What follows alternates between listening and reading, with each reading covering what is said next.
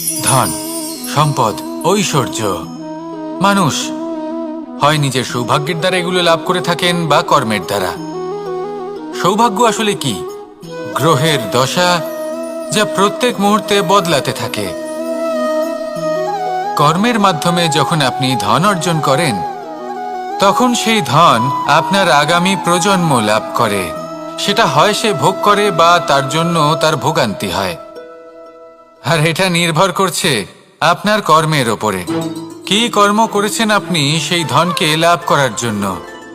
যদি আপনি সৎ পথে চলেন, নিষ্ঠা ভরে আপনি কর্ম করে থাকেন এবং তার ফলে আপনি ধন অর্জন করে থাকেন, তাহলে আপনার আগামী প্রজন্ম সেটা ভোগ করবে, সেটা প্রয়োগ করবে নিজের বিকাশের জন্য।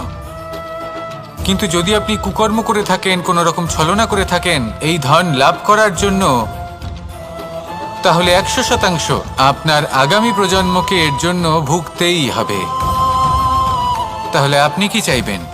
যে আপনার আগামী প্রজন্ম সুখ ভোগ করবে, নাকি আপনার কুকর্মের পরিণাম ভোগ করবে? নির্বাচন আপনারই। আসুন আমার সাথে ভালোবেসে বলুন, রাধা রাধা। লোভ আপনার অন্তরের আরো একটা শত্রু। দেখতে গেলে এটা একটা শব্দ, একটা সংস্কৃত শব্দ।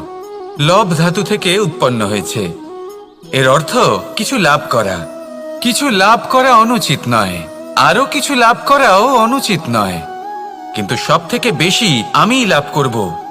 আমি আরো চাই, আরো বেশি চাই, আরো বেশি পেতে চাই। এটাই হলো লোভ। আর এই লোভ যখন গ্রাস করে, তখন আপনি যা পেতে চান, সে ধনই হোক বা মানই হোক, তা অর্জন করার জন্য মানুষ যে কোনো স্তরে পৌঁছে যেতে পারে। যদি মানুষ ধন অর্জন করতে চান, তাহলে তার জন্য তারা অধর্মের পথেও চলতে পারেন। যদি সম্মান অর্জন করতে চান, তাহলে অন্য মানুষকে ছোটও করতে পারেন। শেষ পর্যন্ত আপনার এটা মনে হতে পারে যে যদি একটু অল্পই প্রাপ্ত করতাম, কিন্তু ভালোবেসে প্রাপ্ত করতাম, এই জীবন আরো অনেক বেশি সুখী হতো।